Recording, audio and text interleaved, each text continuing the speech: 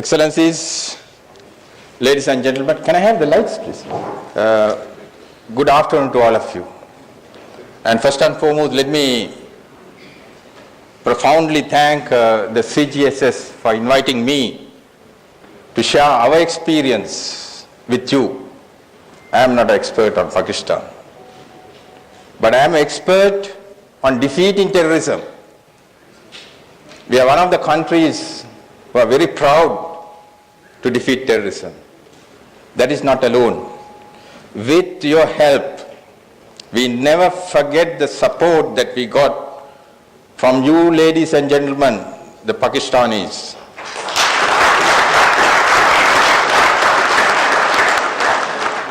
And I have my Chinese friend here. We don't forget China as well. Because you two nations are part of our victory. There's no question about that. We work together. Now, after listening to Chairman's speech, I thought I will have to change because most of the things that should be covered in proxy war, gray zones, was covered. Let me see how I can do justice to the subject, friends. But pardon me for saying we clash in one particular domain. What is that domain? Cricket. That is the only place we clash. Otherwise, we are common. Them. Because our case can bring in many lessons. Nations should take those lessons and shape those lessons to suit their requirement. I hope with my speech you will gather some information. I'm not giving you a template. Templates are not there to defeat terrorism. But there are many lessons that can be drawn from Sri Lanka's conflict and counter strategy. That is very, very important. Because, ladies and gentlemen, I used to ask audiences, and when I teach at universities, I used to ask whether the insurgents are made or whether they are born. The answer that I get, they are not born, they are made. Then the next question, where is this factory? Where do we make them? It is we who make them, the society. If we are to defeat them, the society has to come together. It is not the military alone. Military single-handedly can't defeat them. We have forums, we have conferences in order to find solutions to terrorism. But there are many other factors which threaten humanity. We don't talk about them, but we talk about terrorism. Do you know 26 million people perish per year due to diseases, non-communicable diseases? 26 million people die every year. Do we talk about them? There's a huge threat to humanity. Heart diseases alone kill 8.7 million people per year. Then strokes kill about 6.2 million. Likewise, diabetes kill about 1.3. Lung cancers kill about 1.6. Then mental diseases kill about another 1.3. These are threatening the humanity, but we don't talk. How many people die due to terrorism? 2014 we saw the highest number, it's about 30,000. Just compare 26 million with 30,000. But we talk more about terrorism without a solution. We can't even agree on a definition. Why is that? Traffic accidents kill 1.3 million. I have never seen conferences on traffic accidents and how to prevent. The reason is, though those factors threaten humanity, those factors doesn't threaten a nation state. existence of a nation state, survival of a nation state. That means national security is not threatened by any of those factors, but it is threatened by terrorism and insurgencies. There is a political background to terrorism. There is a political shaping to insurgencies. Therefore, we have to talk, because the existence of a nation state is threatened. That is why we talk. Now, today, we talk about proxy warfare. In the 21st century, every insurgency, every terrorist organization is a proxy. There is no terrorist entity or insurgent organization fights on their own. I challenge you. Because proxies, we have to look at from different angles. In the international community, we have friends like you and me, the Pakistanis and Sri Lankans, the Chinese, we are friends. And we have more friends. But when you take all the others and put them into another basket, you need 3 more baskets to put them. The first basket is aggressors. There are aggressive patrons in proxies. Openly they support. Then you have enablers.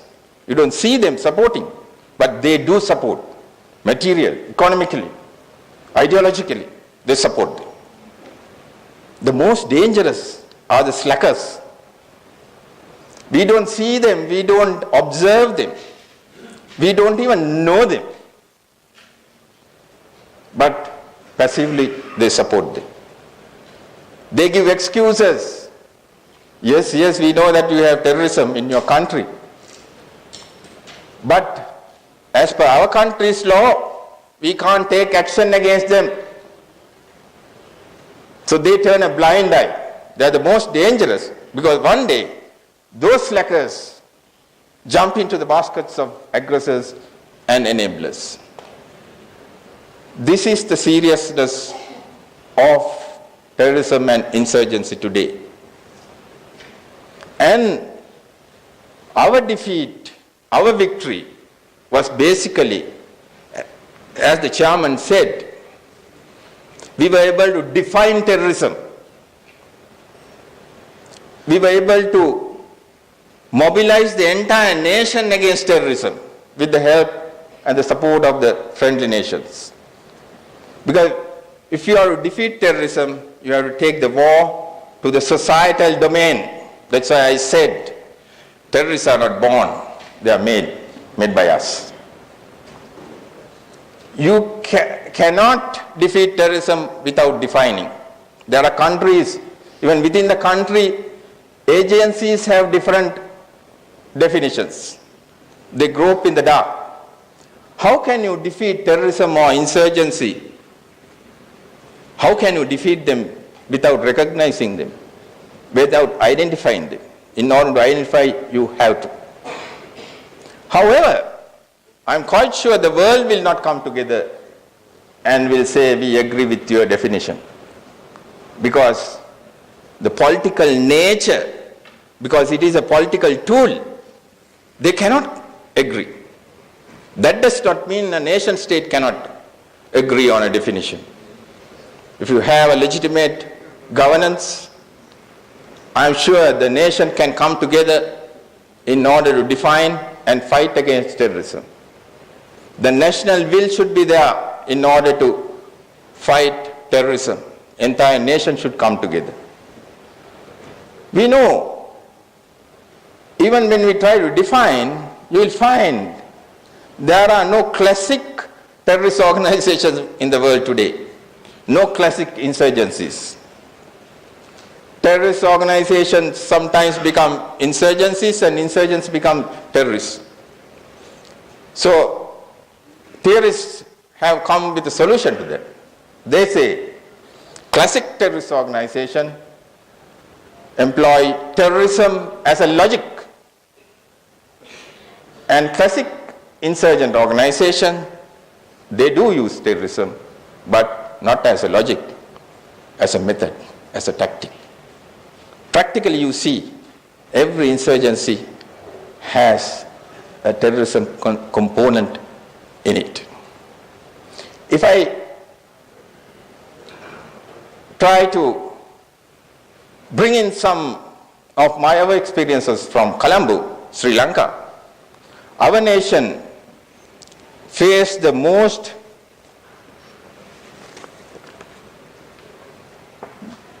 dangerous hybrid terrorist organization in the world. And we were fighting terrorism in the south, we were fighting insurgency in the east, what we call, as per the Western thinking, gray zone, and we had a black zone also on top, fighting a conventional war.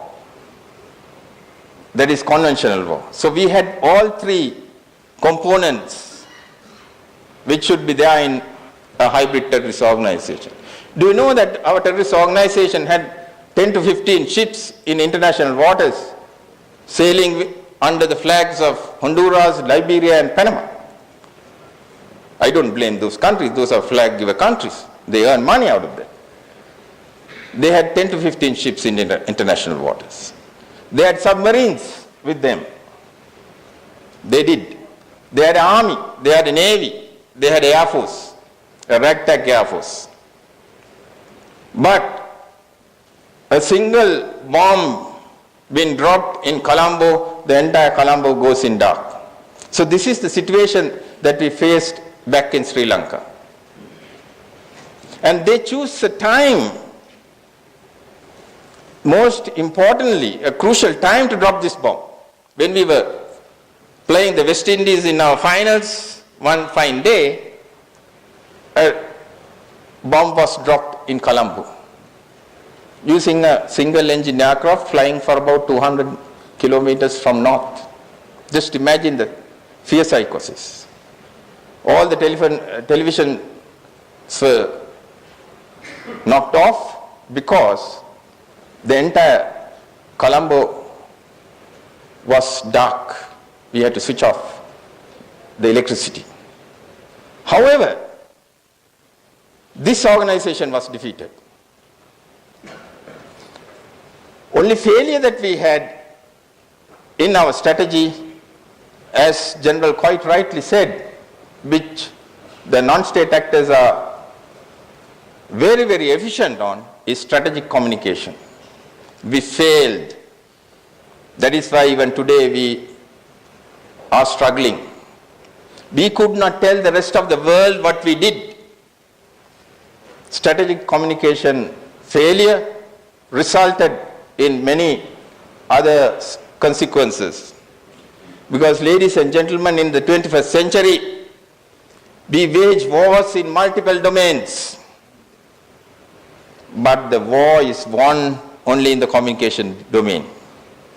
If you can't make the others understand that you have won the war, you have won a just war. If that message does not go to the rest of the world, if the perception is different to the reality, don't cry and say, no, that is wrong. And we have to change the perception. Because defeating terrorism has to be done by isolating them. I'll show you a few slides. This is Sri Lanka. And this is where the terrorism was in the major portion of the country. And we had insurgency in these three places. Hybrid. This was completely a conventional war. And I said the proxies are of three types. We saw those proxies supporting them. They were fighting a classic dish Commandant. I'm sure the military people know that technology or the terminology. Others may not know, but that is only there in the South Asian region. So all these tactics went to them through their patrons. though I am not a fan of gray zone because for certain reason that I will clarify during the question and answer session if you have any. This was the white zone and this was the gray zone and this was the black zone. Now the entire country is a green zone. I just want to show you how proxies and hybrid warfare works. That's why I said this is a classic hybrid terrorist organization. Just see, they have used terrorism, insurgency, conventional and proxy war. And if you take the ends, generally in a strategy you have only one end. But when you have multiple patrons to the proxy, you can't have one end. You have to cater for the requirements of those patrons. So you have multiple ends. Most of the people think that Mr. Prabhakaran was fighting for a separate state in Sri Lanka. It is not the case, ladies and gentlemen. He introduced a concept called non-contiguous nation state. Maybe the land is from Sri Lanka, but the nation in Sri Lanka, they have only 2 million people, but the entire Elam state will have 75 million people. That is called the non-contiguous Elam state. So this is to fulfill the requirements of some proxies. We have to capitalize on these things. Insurgents are confused today because of the competition of the patrons of the proxies. They have different agendas. So in order to defeat terrorism, we have to be more intelligent than them, more proactive than them, and use every opportunity to our advantage like they use. Now finally, I'll show you our complicated strategy.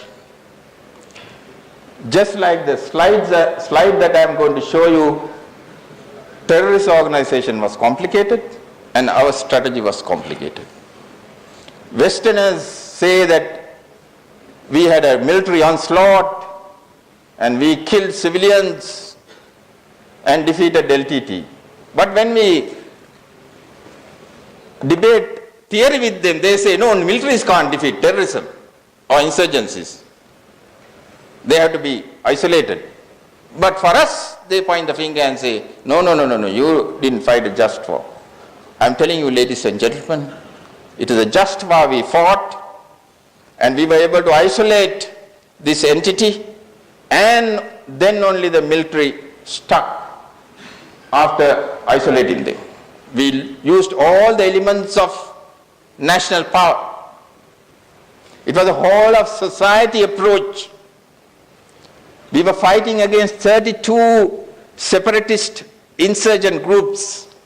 One by one was transformed. Finally, only one remained, and that was completely isolated internationally, regionally, and locally. If those 2 million Tamil people in Sri Lanka fought against the Sri Lankan army, we can't fight and defeat them. No chance.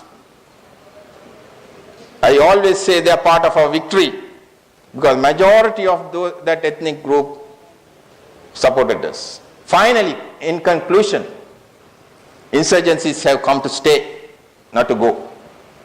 We have to live with them. Now we have to think about the future. As per experts, they say there had been 4 waves of terrorism, starting from the anarchist terrorism in the 19th century from Russia, then insurgency or terrorism, and second wave is the anti-colonial wave, insurgency, oblique terrorism. Third wave is the red wave, the communist wave. Even we experience, I think even Indians, the Pakistanis, the Nepalis, all of them experience the red wave.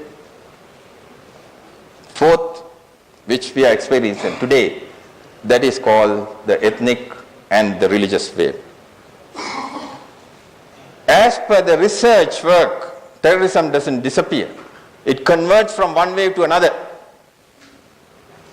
If the world do not come together to defeat terrorism, the fifth wave is not going to be a wave, it is going to be a tsunami. Now we have to see how we are going to face that tsunami. But if you bring in the theory of Samuel Huntington, he says there will be a clash of civilizations. So I do not know whether the fifth wave is going to be clash of civilizations, because we saw traces of clash of civilization in our terrorist organization and in the conflict that we had. Once again, let me thank the chairman, the president, and the members of CGSS for inviting me. And I'm always ready to share my experience, because I was one of the architects in designing the strategy to defeat terrorism as the Director of Military Operations of Sri Lankan Army. I have done extensive studies on terrorism. Therefore, whatever the little way that we can share with you, we are ready to do that. That is our obligation, ladies and gentlemen, because you helped us during our bad days, bad weather, during the bad weather. You and China are the nations who came and helped us all out. Thank you once again.